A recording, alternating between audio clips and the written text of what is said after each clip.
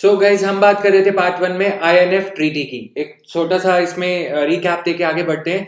Treaty ये 1987 में sign करी गई थी। This is central to ending the arms race. जो कोल्ड वॉर एरा में आर्म्स रेस दोनों कंट्रीज के बीच में जो है, कौन कंट्री यूएसए या फिर यूएसएसआर ज्यादा हथियार बना रही है, ज्यादा वेपन्स बना रही है, इस बारे में डिस्प्यूट था। ये काइंड ऑफ कॉम्पिटिशन, एक काइंड ऑफ रेस चल रही थी। तो ये ट्रीटी इस 1987 में साइन करी गई थी। लेकिन दोनों कंट्रीज के बीच में ऑलमोस्ट एवरी 2-5 ईयर्स ये डिफरेंसेस देखने को मिलते रहते हैं। तो इन डिफरेंसेस को ओवरकम करने के लिए अभी ये दोबारा से they will come back to the normal. लेकिन जो सीरिया में हो रहा है वो इससे ज्यादा इंपॉर्टेंट है। सीरिया में दोनों कंट्रीज ने बैटलफील्ड बना रखा है एक तरह से। सीरिया एक गेम ऑफ चेस में एक तरह से मोहरा बना रखा है सीरिया को। वो ज्यादा इंपॉर्टेंट चीजें हैं, उन पे दोनों कंट्रीज यहाँ पे ध्यान नहीं दे रही हैं। अब वेपन्स रेस, जबकि न्यूक्लियर वेपन्स दोनों कंट्रीज के पास में है, लेकिन ये ट्रीटीज वगैरह जो हैं, ये कितना न्यूक्लियर वेपन का स्टॉक पाइल ये कंट्रीज रखेंगी, ये उसे रेगुलेट करती है। Now coming to this, Maldives judiciary upholds the poll result. Poll का जो रिजल्ट आया, हमने देखा अप्रैल से मार्च में, अप्रैल मई जून जुलाई में ये जो क्राइसिस देखने को मिल रहा है, अप्रैल ऑनवर्ड्स मालदीव्स में ये क्राइसिस देखने को मिल रहा है। जो वहां के फॉर्मर प्रेसिडेंट थे मिस्टर नशीद, वो उनको बेसिकली जेल की सलाखों के पीछे डाल दिया गया। सारी ओपोजिशन पॉलिटिकल पार्टीज के लीडर्स को जेल एक बेसिस अरेस्ट कर लिया गया प्रेसिडेंट अब्दुल्ला यमीन द्वारा। फिर उसके बाद में हमने देखा अगस्त में, जब सुप्रीम कोर्ट के सामने ये मामला गया कि इनको अरेस्ट क्यों किया गया, पॉलिटिकल ओपोनेंट्स को और विरोधी पॉलिटिकल पार्टीज के लीडर्स को, मोहम्मद नशीद को, इन सबको अरेस्ट क्यों किया गया है। तो सुप्रीम कोर्ट ने जजमेंट दिया कि इन सबको बाइज्जत फ्री किया जाए। तो इससे पहले कि उनको फ्री किया जाता, सुप्रीम कोर्ट के जजेस को ही जेल में डाल दिया गया प्रेसिडेंट अब्दुल्ला यमीन की सरकार द्वारा। उसके बाद जो हुआ, सुप्रीम कोर्ट के उन जजेस को जिन्होंने वो जजमेंट दिया था, उनको भी जेल की सलाखों के पीछे डाल के इमरजेंसी लगा दी गई। तो इस क्राइसिस के बाद में फाइनली इलेक्शन कराए गए। इलेक्शन में अब्दुल्ला यमीन के कार्यकाल में आशंका जताई जा रही थी, क्योंकि वो खुद प्रेसिडेंट हैं, election would be a rigged one, election जो है उनको फेवर करेगा। लेकिन इलेक्शन फेवर हुआ या नहीं हुआ, फाइनली रिजल्ट ये बताता है कि मिस्टर सोली, जो पॉलिटिकल ओपोनेंट हैं प्रेसिडेंट अब्दुल्ला यमीन के, वो जीत के निकले। 58.4% पोल रिजल्ट ये कहता है कि उनको वोट मिले। मिस्टर यमीन ने पब्लिकली इसको एक्सेप्ट किया कि वो हार गए हैं, और फिर बाद में उन्होंने ये कहा कि 8 नवंबर को वो रिजाइन कर देंगे, राइट, कि वो जो है बेटन जो है पास ऑन कर देंगे। लेकिन ऐसा नहीं किया गया। सुप्रीम कोर्ट की रूलिंग आई कि फाइनली इनको छोड़नी चाहिए जो मिस्टर यमीन को। तो इन्होंने कहा है कि नहीं, इलेक्शन जो है रिग्ड था, इनके बेसिकली इलेक्शन इनके खिलाफ गया है, तो इलेक्शन में धांधली हुई है। Mister Abdullah Yamin incumbent president अब ऐसा कह रहे हैं, राइट। तो ये एक असमंजस की स्थिति में है यहाँ पे चीजें, राइट, कि मतलब ये क्या होगा, किस दिशा में जाएगा मालदीव्स। और इंडिया और मालदीव्स रिलेशन भी कुछ अच्छे नहीं चल रहे थे पिछले पास्ट में। इंडिया को अपने जो 2 विमान है उनको ये हेलीकॉप्टर्स जो वहां पे तैनात है मालदीव्स में, जो इंडियन आर्मी ने गिफ्ट करे थे, वो भी हटाने को बोले गए। कौन सा ऑपरेशन था, एक ऑपरेशन का नाम था जो इंडियन आर्मी ने वहां पे किया था, उस ऑपरेशन का नाम आप कमेंट सेक्शन में बताएंगे। और मालदीवियन कोर्ट ने jail term president Mahmood Abdul Gayoom की, ये भी मालदीवियन कोर्ट ने खारिज कर दी थी कि उनको जेल नहीं होनी चाहिए। तो ये सब चीजों के बावजूद अब किस दिशा से गुजर रहा है यहाँ पे, ये हमें देखना जरूरी है। नाउ बैकग्राउंड के लिए मैगजीन है आईएएस तैयारी में जतिन वर्मा, सितंबर की मैगजीन है, वो फेसबुक पे अपलोड कर दी गई है, आप उस मैगजीन को डाउनलोड कर सकते हो, राइट। तो ये चीज है। Now some facts about Maldivian geography. Maldives is the chain of 26 atolls. 26 atolls हैं, अगर माफ कीजिएगा, 26 अटॉल्स हैं जो कि ये स्टार्ट होते हैं दिस इवांदी फुलू आपका जो अटोल है उससे, और अडू सिटी तक साउथ में, ये सारे अटॉल्स की कंट्री है। अटॉल क्या होते हैं कमेंट सेक्शन में आंसर करोगे गाइस ज्योग्राफी का, और ये चीजें हैं। और इसके अलावा Maldives archipelago is located on Chagos Laccadive ridge. Chagos Laccadive ridge कहाँ पे है, ये सब चीजें आप देखोगे। 10 डिग्री चैनल क्या है, ये भी आप देखोगे। 10 डिग्री चैनल इससे थोड़ा मिलता जुलता है एक, लेकिन on the other side of the Indian subcontinent, a vast submarine mountain range in the Indian Ocean, Chagos Laccadive. तो इसे थोड़ा सा देख लेना please. Which also forms a terrestrial eco region together with Chagos and Lakshadweep. Maldives ने 2009 में under water parliament conduct करी थी। जैसे इंडिया की पार्लियामेंट का सेशन होता है, इनकी पार्लियामेंट का सेशन अंडर वाटर करवाया गया था। क्यों करवाया गया था? क्योंकि ये जो क्लाइमेट चेंज है उसको हाईलाइट करना चाह रहे थे, क्लाइमेट चेंज के लिए जो कंसर्न्स हैं। Then Saudi pleads ignorance on Khashoggi's body. अब सऊदी अरेबिया के ऊपर ये एलिगेशंस हैं, रादर देन ये कंफर्मेशन एक तरह से हो चुका है लगभग, कि सऊदी अरेबिया की जो एम्बेसी है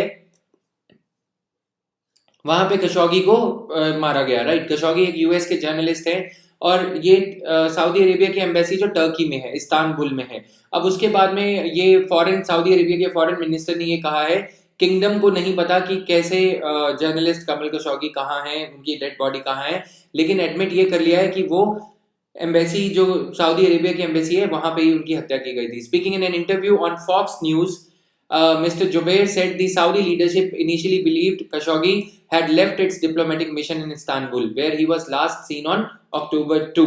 But following the reports we were getting from Turkey, Saudi authorities ने एक इन्वेस्टिगेशन करी, उसमें ये पाया गया कि वो कॉन्सुलेट में ही उनकी मौत हुई थी। और मिस्टर जुबैर ने ये कहा कि ऑपरेशन कोई क्राउन प्रिंस ने ऑर्डर नहीं किया था। क्राउन प्रिंस के ऊपर ये एलिगेशन लगाए जा रहे हैं कि मतलब क्राउन प्रिंस ने ये ऑपरेशन ऑर्डर किया था खशोगी को मारने का, क्योंकि खशोगी काफी एडवर्सली क्राउन प्रिंस मोहम्मद बिन सलमान के खिलाफ रिपोर्टिंग कर रहे थे। और अभी जैसे तख्ता एक वैसे ट्रांजिशन ऑफ थ्रोन होना है, यानी कि क्राउन प्रिंस को अब वहां पे राजा बनाया जाएगा एक वैसे, क्योंकि डिक्टेटोरियल है वहां पे, अथॉरिटेटिव रेजिम है।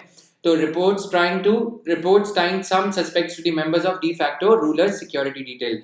टर्किश प्रेसिडेंट ने ये कहा है, रेसिप ताय्यिप एर्दोगन ने, कि नेकेड ट्रुथ जो है, मतलब ऑलरेडी ये साफ हो चुका है कि सऊदी अरेबिया ने मरवाया, लेकिन रेसिप ताय्यिप एर्दोगन ने कहा है कि टर्की, क्योंकि टर्की में इस्तांबुल में सऊदी अरेबिया का जो कॉन्सुलेट था वहां पे ये इंसिडेंट हुआ है, टर्की अपनी तरफ से इस नेकेड ट्रुथ का अपने ही एक वे में अपनी इन्वेस्टिगेशंस के बेसिस पे इसका खुलासा करेगा।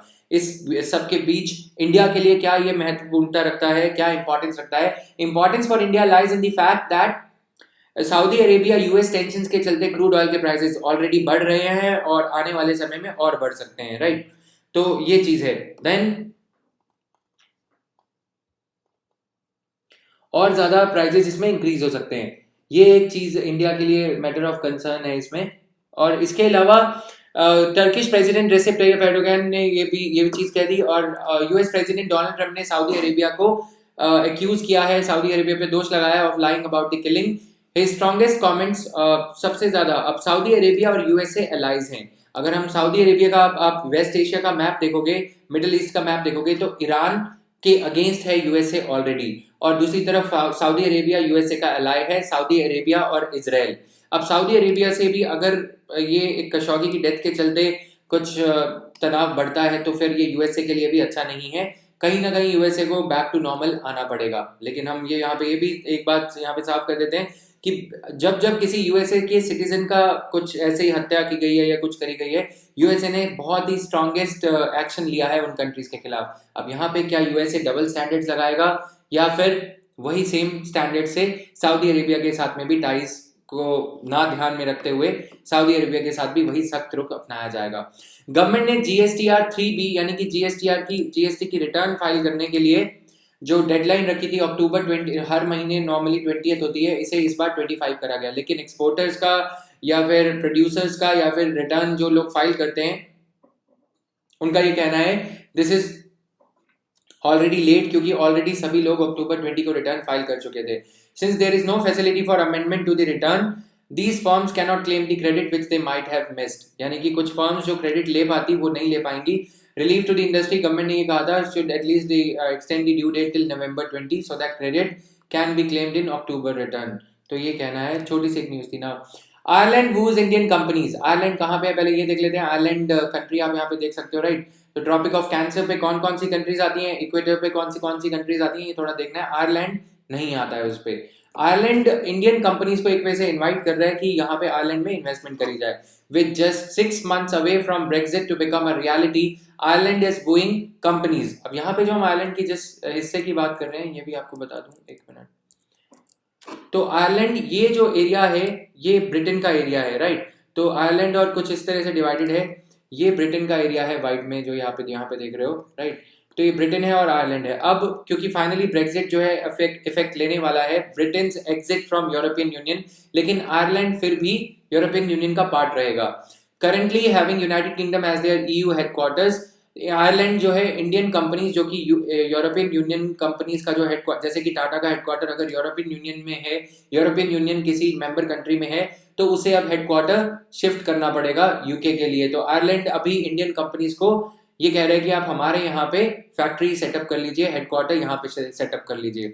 तो उससे क्या होगा, अगर बेस शिफ्ट हो जाएगा इंडियन कंपनी का, तो इंडियन कंपनी आयरलैंड में टैक्स पे करेगी। आईटी, इंफॉर्मेशन टेक्नोलॉजी सेक्टर की कंपनीज हैं, ऑटोमोबाइल, फार्मास्यूटिकल इंडस्ट्रीज में be among the most prominent sectors for which Brexit poses some special challenges.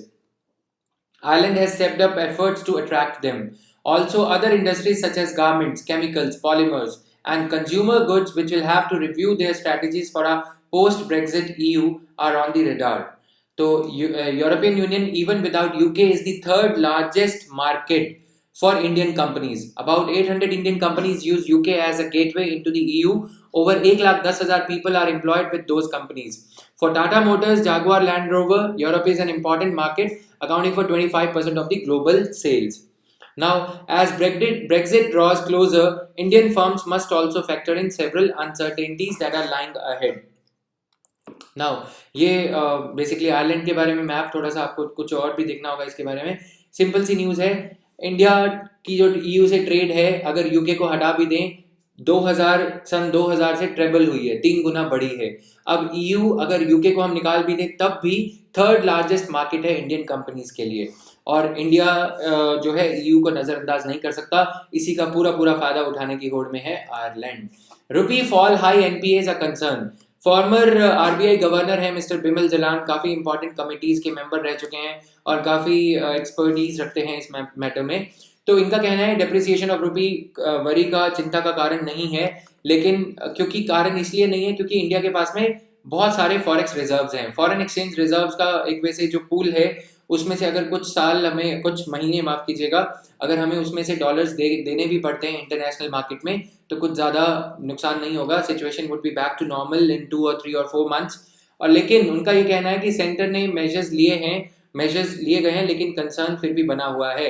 इनका उम्मीद इन्होंने जताई है कि बैड लोन्स इशू जो है नॉन परफॉर्मिंग एसेट्स का would be resolved as the centre has introduced IBC and the RBI has announced prompt corrective action. The center should adopt a cautious approach with regard to minimum support prices, as it affects the price of food grains for consumption for the poor in rural and semi-urban areas. Now coming to this, years to go to stub out the crop burning. और इस साल मई में national policy on biofuels जो लाई गई थी crop residue burning को लेके, उसमें भी जो पराली जलाई जाती है फसल की कटाई के बाद, उसमें भी कुछ उसमें जिक्र किया गया था, which laid out the path towards increasing the country's ethanol and biodiesel production. One of the stated benefits of biofuels was the impact this would have on the practice of burning crop waste in the preparation for the next planting season. Now, by reducing crop burning and conversion of agricultural residues wastes to biofuels, there will be further reduction in the greenhouse gas emissions. तो this has not come to pass. Government ने ये लिखी तो थी अच्छी लाइनें policies में, लेकिन क्रॉप रेजिड्यू का सिलसिला अभी भी चलता जा रहा है। ये प्रॉब्लम को कैसे डील किया जाए, इसमें साल लग सकते हैं। बिहेवियरल चेंज लाने का भी इसमें इशू है। फार्मर्स बेसिकली यूज्ड टू हैं कि ये काम मतलब पराली जलाना आसान है, कौन मशीन में इन्वेस्ट करेगा। हैप्पी सीडिंग का नाम हैप्पी सीडिंग है, हैप्पी सीडर मशीन है, लेकिन वो सैड सीडर है क्योंकि वो महंगी आती है। तो Punjab and Haryana together account for about 20 million tons और about 10% of the crop residue burned in the country every year, जिसके चलते दिल्ली में पोल्यूशन हो जाता है अभी अपकमिंग विंटर सीजन्स में। तो ये सिलसिला है। Challenges, crop residue is not usable for other purposes such as animal feed etcetera, तो इसीलिए फार्मर उसे जलाना ही ठीक समझते हैं, लेकिन ये फिर पोल्यूशन क्रिएट करता है और इकोनॉमिकली वायबल नहीं है to go and collect all the husk from a big geographical area. पूरी स्टेट से अगर हम ये कहें कि पराली कलेक्ट कर ली जाएगी, फार्मर को लगता है अब ये एक नया सिर दर्द है, कौन इसे वो करेगा, राइट। सीएफएल लाइट होती तो सरकार भी कलेक्ट कर लेती, या फिर जो ई वेस्ट कंपनीज हैं वो कलेक्ट कर लेती, लेकिन यहाँ पे क्या किया जाए, अब यहाँ पे क्या किया जाए, ये एक बड़ी दिक्कत है। Right, तो ये चीज है। Now sector experts say that while the government has introduced macro level policy on biofuels, there is a need for state governments, राज्य सरकारों को भी अपने कुछ कदम इसमें उठाने होंगे, to come out with their own specific guidelines and then for the companies to begin making the required changes. Now, there are various ways in which the crop residue can be used as fuel for energy. One option is to make pellets from the residue and use them to complement the coal burned in thermal power plants. तो उससे effective एक वजह से use हो जाएगा. Pellets बना दो उसके, जैसे कि काउ डंग केक्स बनाए जाते हैं, तो पेलेट्स बना के कोल थर्मल पावर प्लांट्स में, लोकल या जो नैनो प्लांट्स हैं उसमें बनाया जा सकता है. एक और ऑप्शन है कि ethanol and bio CNG plants और ज्यादा सेटअप किए जाए, तो वो भी एक कारगर ऑप्शन हो सकता है, right. Ministry of Power has a regulation where it is mandatory for all coal-fired thermal plants to use a minimal percentage of crop residue pellets. Now, according to a report by the US Department of Agriculture, India's ethanol consumption will outgrow production for the 4th consecutive year. अब एक और चीज है इसमें कि ethanol production आगे बढ़ने जा रही है, तो अगर आगे बढ़ने जा रही है तो crop residue can serve as a ready and environmentally friendly source of raw material to bolster, to give a fillip, इस चीज को बढ़ावा देने के लिए कि इथेनॉल इस पराली से, क्रॉप रेजिड्यू से भी प्रोड्यूस करी जा सकती है. इंडस्ट्री एस्टिमेट ये कहते हैं कि टोटल इन्वेस्टमेंट बायोफ्यूल सेक्टर में in India across ethanol, biodiesel और बायोगैस जो है 1.5 से 2 बिलियन डॉलर का है. अगर this is expected to rise 10 fold by 2022 to $15 billion, right. तो ये चीज है. नाउ इसी के साथ ही आज का एनालिसिस खत्म होता है. Thank you guys, bye bye. And इसका PDF Facebook group IAS Taiyari with Jatin Verma से आप डाउनलोड कर सकते हैं. आज डीएनए थोड़ी देर से आया था, कल सुबह 5-6 बजे इसे एक्सपेक्ट कर सकते हैं. Thank you, bye bye.